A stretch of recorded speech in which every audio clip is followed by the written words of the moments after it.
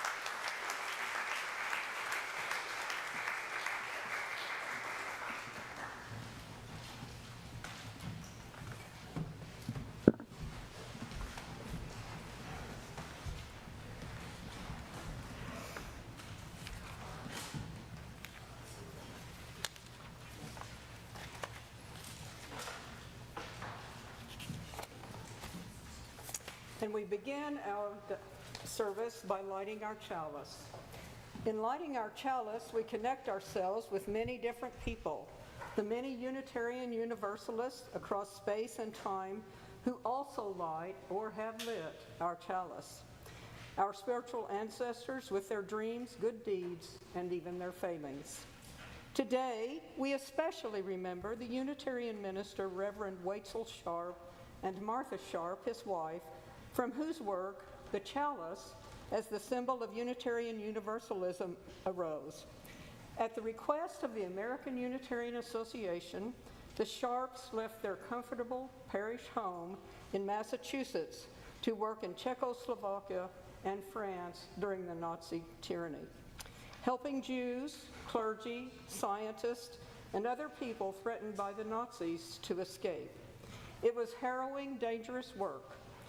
A most notable effort was their mission to save Jewish children in France during the Nazi occupation. Boatloads, literally, of Jewish children were saved and brought to America by their efforts. The Burning Chalice logo was created by the Unitarian Service Committee and stamped on documents to help refugees escape, and now serves as the symbol of Unitarian Universalism. And we light the chalice this morning as a symbol of our sacred time together. The burning chalice represents the light of reason and science, the warmth of loving community, the cleansing heat of justice, and the flame of hope. And we begin now with the call to worship. I invite you to settle in and enjoy being in this company of your friends. This day is a gift of love, a gift of God, a gift from life itself. Come, let us worship together. This is the day we have been given to live in, to love in, and in time to die in. Let us be grateful for the incredible gifts of life. Let us rejoice in the promise and possibility of this day. And now, please share your welcome with each other, and we will then have our opening hymn in a few minutes.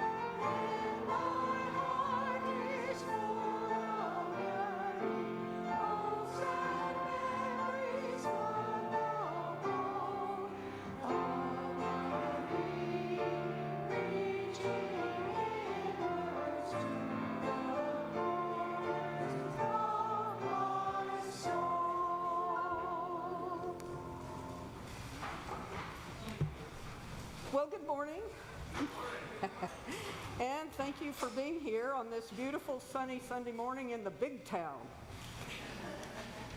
We will commemorate our efforts to build a land, as an old hymn says, where justice shall roll down like waters and peace like an overflowing stream. My name is Suzanne Broadbent, and along with Deborah Shin, we are the worship leaders today. So that all may feel included and experience as much of the service as possible, we do describe ourselves, which most of us are a little bit self-conscious about, but we get through it. And that it helps people who are blind or visually impaired, or those who are joining us online without visual. So, I am a 75-year-old white woman. My hair is no longer black, of course. And this week, it is brown with highlights, styled in what I'm told is a reverse bob. I have hazel eyes, and I am wearing red lipstick that would make Taylor Swift jealous. I'm wearing a blue top with a white jacket, a red and silver necklace, and a long draped white scarf with red, white, and blue stars. My pronouns are she, her, and hers. Now, most of the bell choir members, in fact all of us, are wearing the same draped white scarf with red and blue stars, as is our song leader, Lana Henson, and Deborah as well. We also need to announce that in your order of service, Peggy Smith, age has its moments. Peggy Smith is listed as playing. However, Peggy took a severe fall, and we wish her well. She seems to be doing well. But Celeste Fleming filled in at the last minute. Thank you so much, Celeste. The theme of our service is "We Hold These Truths," and we will contemplate the meaning of those words in the Declaration of Independence and celebrate the ideals that gave birth to our nation and that have guided us for nearly 250 years. Now, at this point, there's a little note in the order of service that I need to call your attention to. You will notice that there are words to "This Land is Your Land," and that is our closing hymn when we celebrate this service. And you'll notice there are 3 verses, and then there's an interlude for the bells. So that means the congregation, we hope, will sing the first 3 verses, and then the bells will play an interlude, and then we go into the 4th verse. Lana will be up here to help you along with that. So, with that, we now have our opportunity to give. And Sue Scott is going to explain that for us.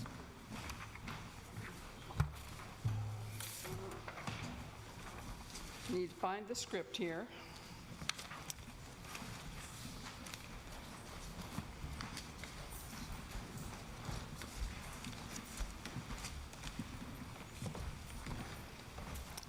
Somewhere.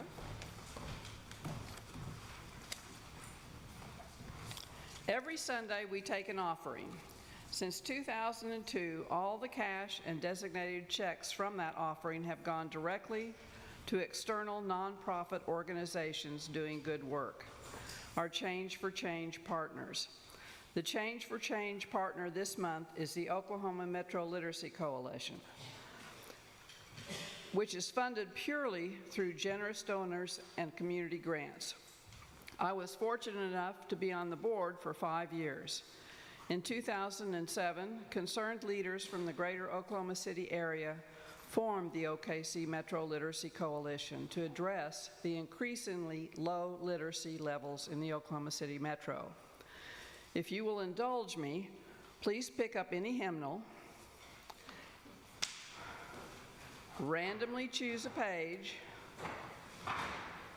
and turn it upside down. It's difficult to understand what the markings on the page mean from this perspective. This is the idea of what the written word looks like to many people. Gibberish on the page. Imagine going through life not being able to read and navigate your world. Illiteracy knows no bounds. It reaches all demographics. Individuals who improve their literacy levels have greater educational and career opportunities and a lower risk of incarceration.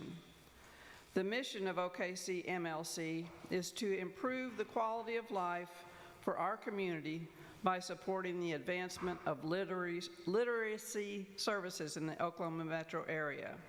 Some of their programs include free classes and testing vouchers for students wishing to earn their diploma through a GED partnership with OCCC. Of the 364 graduates this year, OKC MLC funded 270 tests. They also offer a literacy referral service which connects learners to classes in adult education, ESL, the GED program, and tutoring. Our latest endeavor is Tutoring for Tomorrow, which offers tutoring assistance to children working to achieve grade-level reading proficiency. We partner with local tutoring companies to offer immediate help. One of our current participants is Tayana. Tayana is an African-American 11-year-old girl who just completed 5th grade. She began the program as our very first placement with learning challenges that included dyslexia and dysgraphia. At the time of her placement, she was reading at a 2nd semester, 1st grade level. She is attending all her tutoring sessions, completing all homework, and is currently reading at a 3rd grade level. While she has a way to go, she is making excellent progress, especially considering her learning challenges. We are excited to see where reading proficiency can take Tayona, perhaps breaking the cycle of generational poverty for her family. Improving literacy fosters understanding across gender, racial, and religious lines, promoting inclusivity and equal opportunity. Your generous donation will go a long way to help those who can become literate, contributing citizens of our community. Thank you.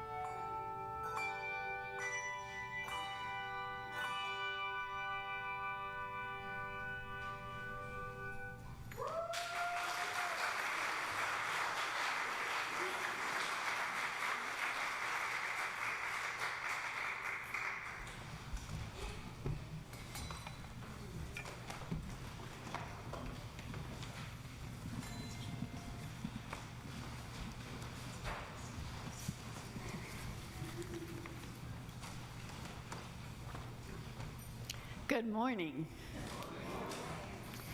My name is Deborah Shin. I'm a cisgendered woman who grew up near Burns Flat and Cordell. I'm of Western European heritage. Thomas Shin came from Hertfordshire, England, to the province of West Jersey in the late 1600s. They didn't call him an immigrant, but he was, of course. And it was before the Revolutionary War. I'm wearing today red, white, and blue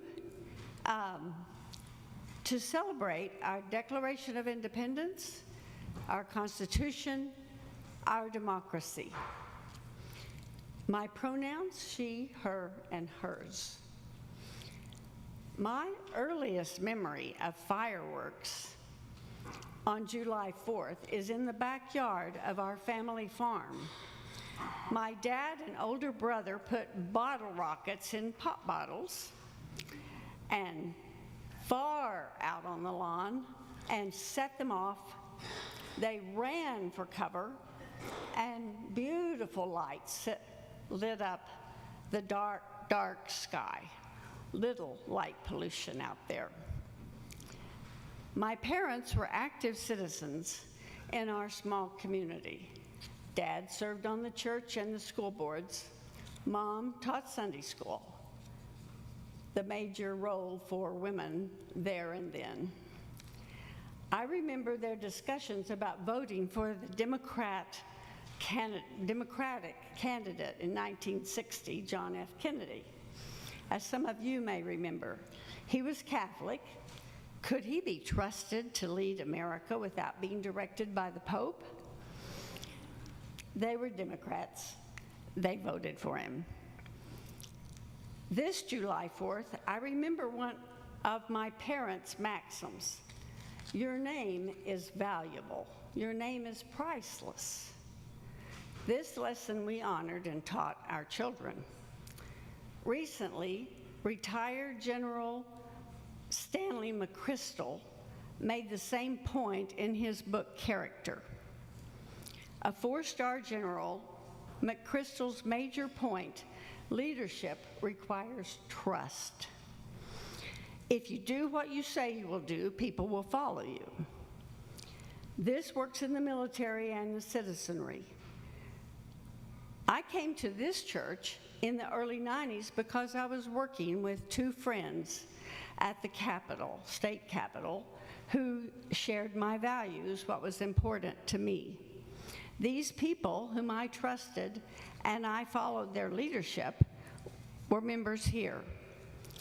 The OWL, Our Whole Lives, RE program provided evidence that I wanted to support Unitarianism. I signed up and began to pledge. This past week, Stephen and I watched beautiful fireworks at our Scissortail Park downtown. I still look for leadership that I can trust, citizens whose names are of good character. They don't lie. They do what they say they will do. People who share my values. I find solace in our community here, my family and friends who are active citizens. I also find solace in nature, in light of the daily news that we get today. I feed the birds, tend my small garden. Today, I follow people of good character as McChrystal defines characters, as my parents defined character. Tempe and Fenton Rood, I trust their work in sustainability. Paul Spicer and Laurie Jervis are here every Sunday morning to lead meditation. Trust. LaDonna Hunt directed the bell choir every Wednesday night. They had fun, but when the note was wrong, she called it out. Trust. Paula Geisinger, our member accountant, I trust her numbers for each month's Change for Change, a program I've been responsible for many years. Another person of good character is a new UU member, Ivy Love. She's accepted Change for Change as her charge. So next year, Ivy and I will work along with our Social Justice Council's new leadership as well, Jacob Bailey, and of course Susan Bishop. Harvard Research Professor of American History, James Kloppenberg, recently wrote in a popular magazine that our current president told more than 30,000 documented lies during his first term, and he shows no sign of slowing down. Historians, according to Kloppenberg, bear a responsibility to craft accounts of our nation's past, firmly grounded in evidence. Without a reliable history, Americans cannot know that our Constitution was framed by a generation that fought a bloody war against monarchy almost 250 years ago. Well, it was 250 years ago, the Revolutionary War.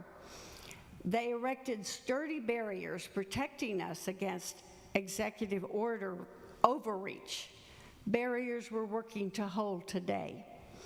But July 6, 2025, Trump's new law, in all caps, will freeze over $70 million in Oklahoma's federal education fund. These funds are for poor schools and also for education for differently abled students. There are a few other things too, but that's the bulk of it. The Institute of Taxation and Economic Policy estimates as many as 169,000 Oklahomans will lose health coverage because of Medicaid cuts. Many in Oklahoma's nursing homes, those residents will not be able to pay for their care with no other place to go. Community, trust. If we care about the poor or the national debt, where do we go from here? How about informed activism, moving toward the 26 midterm elections? Hear, hear. Hear.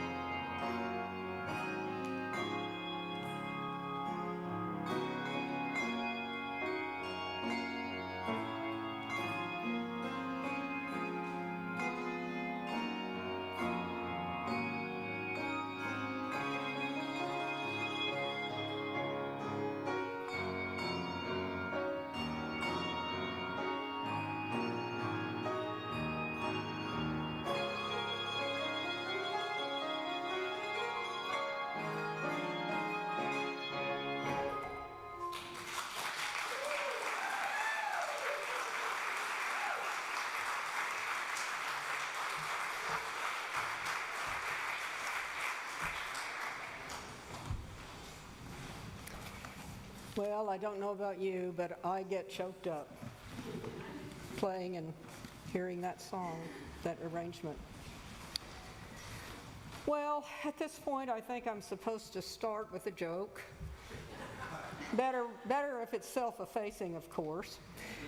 And I did have a problem with that because, of course, most of what we're talking about today is no joking matter.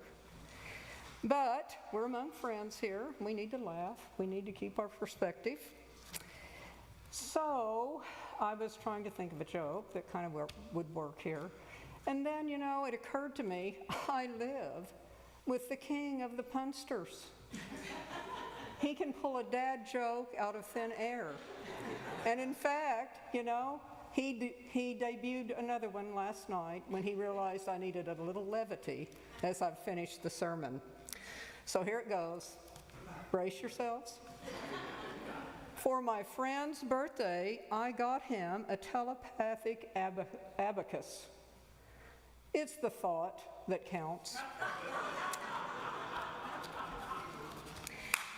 Yay, Jack. So, as we go through the service, we will probably realize it's more than thoughts that count. Well, I do have sort of a joke. The best I can do is this quote from Albert Camus. Some people talk in their sleep. Lecturers talk while other people are sleeping.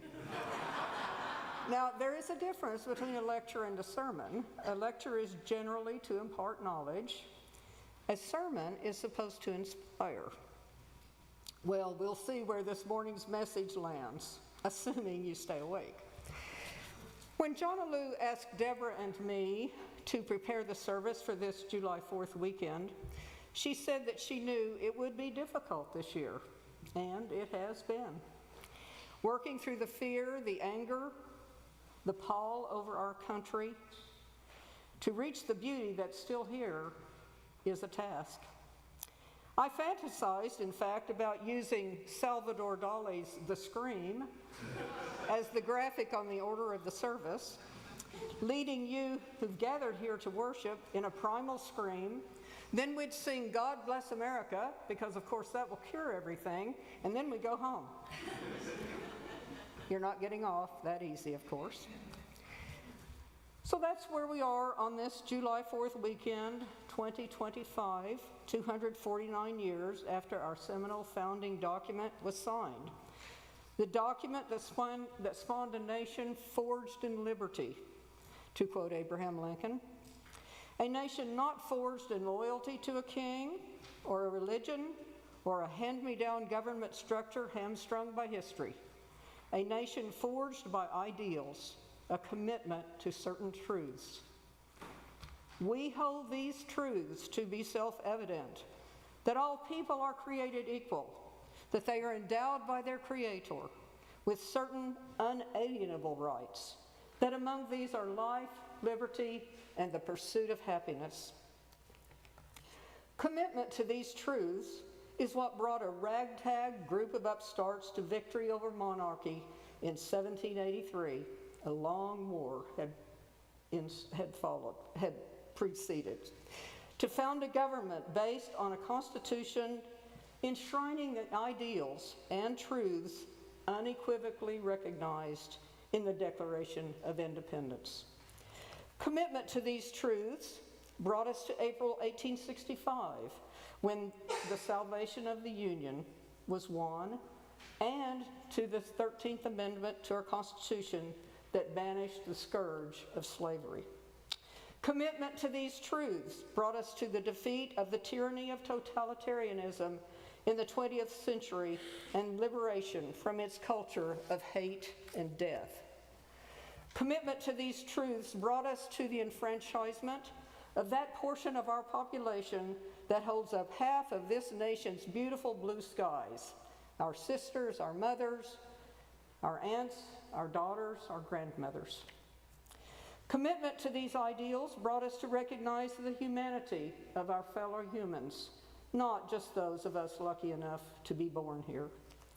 It was commitment to these truths that brought us from June 1947, when Jackie Robinson, the first Black American to play in the Major League Baseball, was booed and heckled on the ball field, to June 2025, 2 weeks ago, here in our fair city, when our beloved young black men who had led our OKC Thunder to the NBA National Championship walked a miles-long parade route, accompanied by the adoring, deafening cheers of a crowd of Americans unimaginably diverse just a few decades ago, hugging, high-fiving, celebrating being national champions, American champions.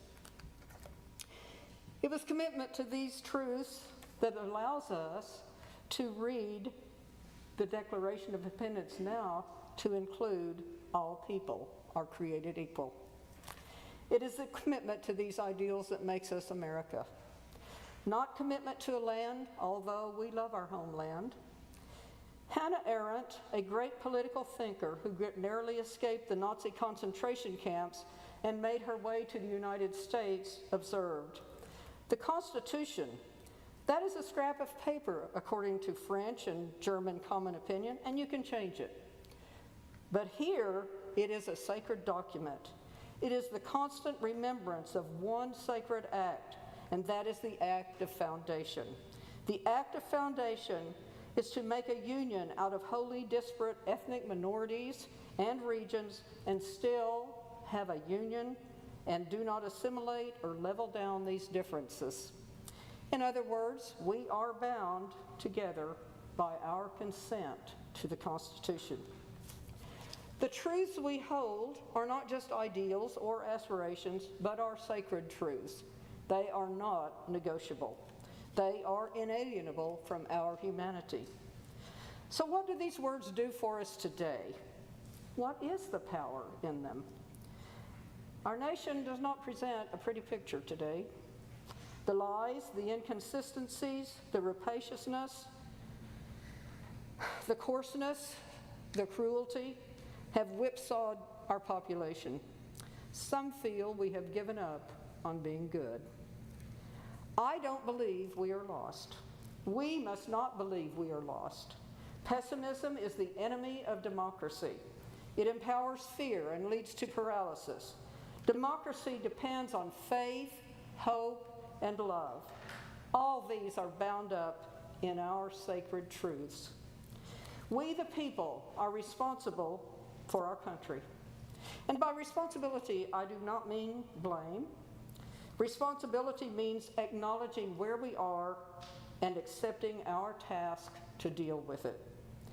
Last Friday, on the PBS NewsHour, the last question directed to the commentators, David Brooks and Jonathan Capehart, was essentially, on this July 4th, 2025, is America going to be all right?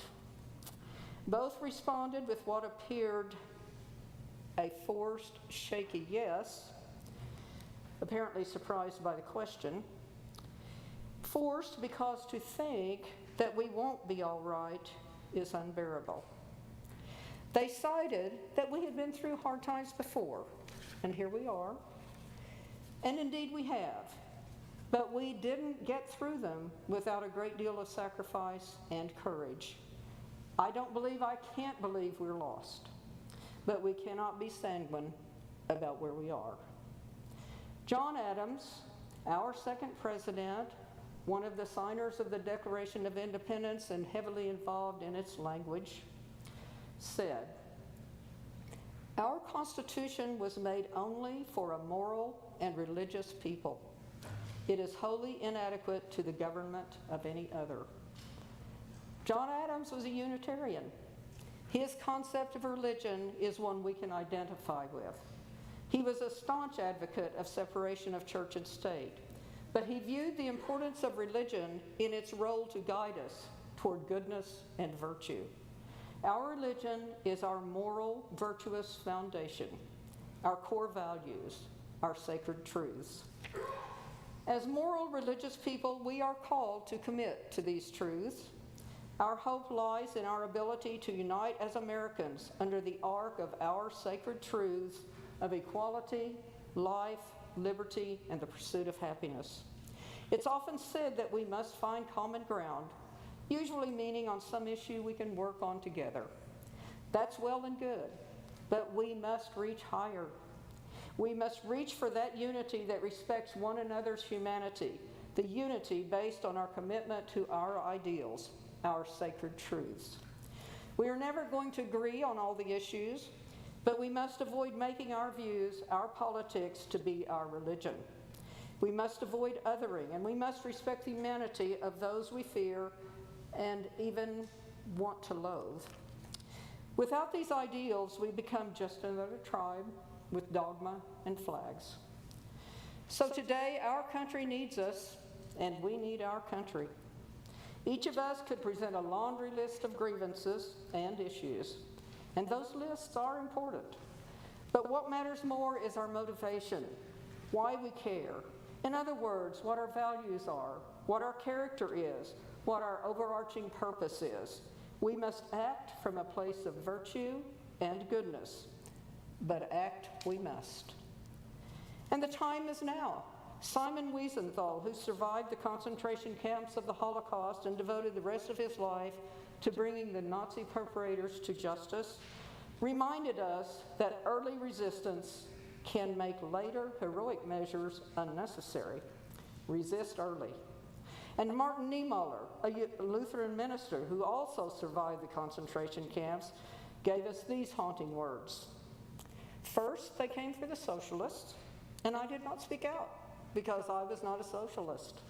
And then they came for the trade unionists, and I did not speak out because I wasn't a trade unionist. Then they came for the Jews, and I did not speak out because I was not a Jew. And then they came for me, and there was no one left to speak for me. We can modify this list today. Today they come for brown-skinned immigrants, for courageous lawyers and judges who honor the rule of law, for the free press and reporters who report unpatriotic news, and for elected leaders who dare to ask questions. Who's next and when? As of now, resistance does not require really hard stuff. Let's act to keep it that way. Our institutions, the bulwark against tyranny, are weakened, but they are still viable. We have the opportunity and freedom to speak out, to support the free press, to state our truth, to peacefully protest, to work to get out the vote, to support candidates, and of course, to vote. No action is too small. And every action lets others and ourselves know we are not alone. We have some inspiring examples here in our own congregation. Maureen Harvey and my partner Jack Warner have written powerful letters to the editors of local newspapers and have been published. Frank Rossler and Jeff McCandless facilitated a group study of Project 25, the manuscript lurking behind the present trampling of our values. Betsy Levy-Pollock, writing in the Atlantic magazine last week in her article titled, "What a Spiral of Silence Can Do to a Democracy," makes the point that silence begets silence. The spiral of silence leads to a muted, acquiescent public that allows unpopular policies and regimes to persist. We need to declare our own Declaration of Independence from totalitarian wannabes, from gutless politicians and leaders who have been entrusted with the power and duty to uphold the Constitution and who have failed miserably, and from our own fears, disbelief, and shock. But we need to take a cue from the signers of our nation's Declaration of Independence. We have to do more than just be against. We must have guiding truths, and these are found in the Declaration of Independence, to which our founders pledged their honor and indeed their very lives. I feel a grief and loss surrounding the upcoming 250th anniversary of the Declaration of Independence. It could, and I think should be, an uplifting, joyous celebration of our liberty and freedoms and our heritage, and should serve to unite us. The so-called kickoff speech of this year-long celebration by the nation's chief executive in Iowa on July 4th, 3 days ago, filled with self-aggrandizement and hatred toward the opposition party, did not inspire. A fight on the White House grounds, sponsored by the UFC and expected to bring 25,000 people, that was suggested in the speech, is not my idea of celebrating our truths. The planners of the year-long celebration are touting a unifying patriotic celebration. When confronted with suggestions that the anniversary should reflect the voices and experiences of all Americans, the Wall Street Journal reports that, quote, Trump's allies working on the planning say they are trying to make the events reflective of the entire country, close quote. To which a special advisor on the plan says, quote, if they don't like it, they can go somewhere, go do something else. Well, I'm here to say we're not going anywhere, and we are going to be a part of this celebration. So today, let us recommit to our truths. Let us vow to hold our values, our truth, our equality, our inalienable rights, and our country. Blessed be.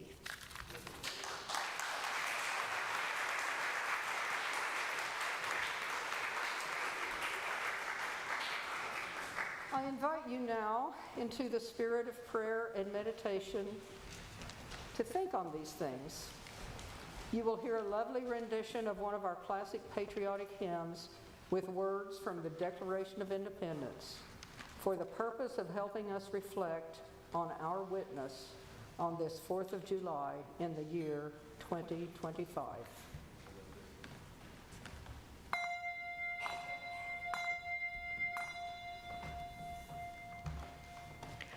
Words of equality, of life and liberty, of these I sing.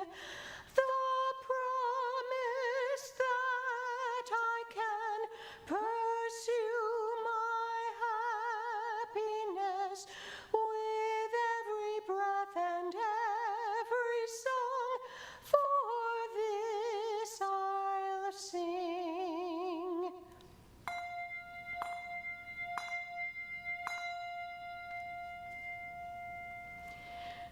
Thou born in this free land, thou who yearns here to stand, for thee I sing. Long may this land be bright with freedom's promised light.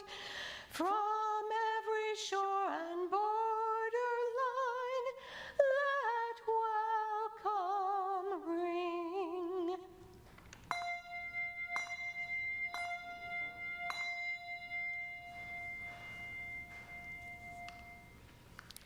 Land free of tyranny, where no one's God is king, for this I pray. The promise of this day, by us renewed we pray, in every heart and every voice, let love resound.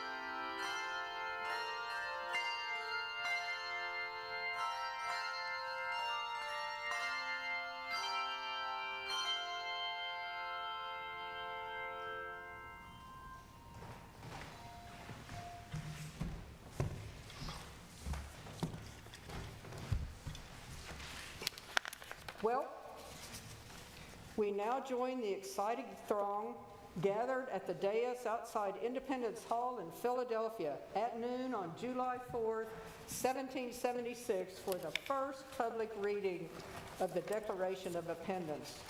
Abridged and read here today with an important edit consistent with its living tradition. In Congress, July 4th, 1776, a declaration by the representatives of the United States of America. The unanimous declaration of the 13 United States of America. When, in the course of human events, it becomes necessary for one people to dissolve the political bands which have connected them with another, and to assume among the powers of the earth the separate and equal station to which the laws of nature and of nature's God entitle them, a decent respect to the opinions of mankind requires that they should declare the causes which impel them to the separation.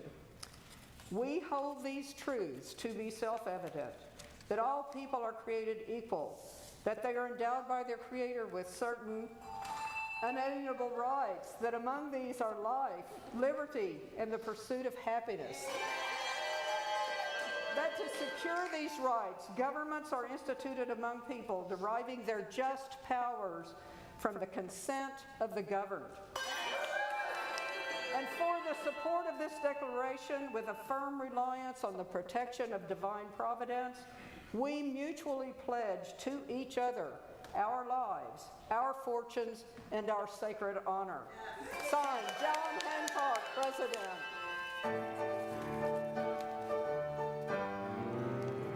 This land is your land, this land is my land, from California to the New York Island, from the Redwood Forest to the Gulf Stream waters.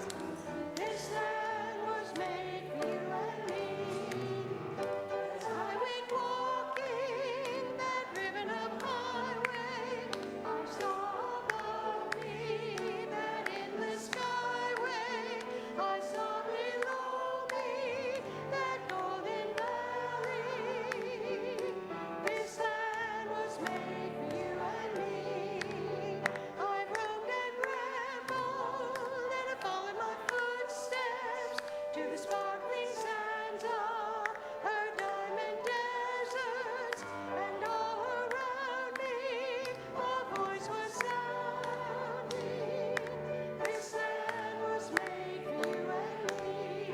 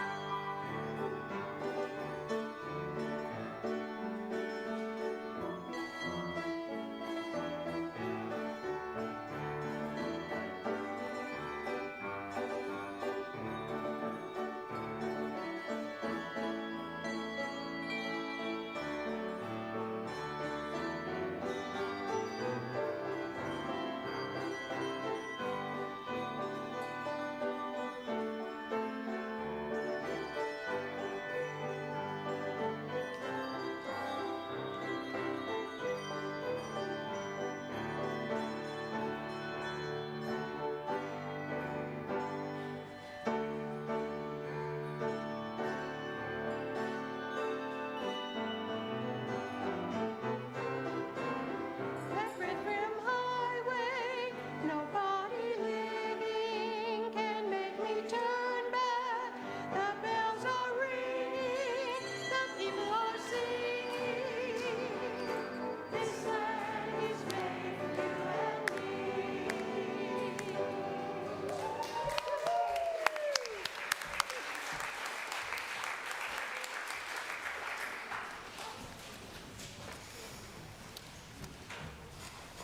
As we extinguish our chalice, let us take these words with us.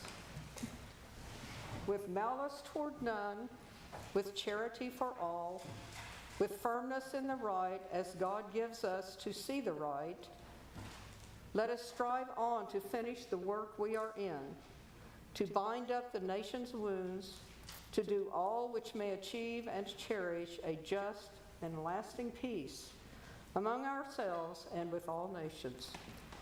We here highly resolve that this nation under God shall have a new birth of freedom, and that government of the people, by the people, for the people, shall not perish from the earth.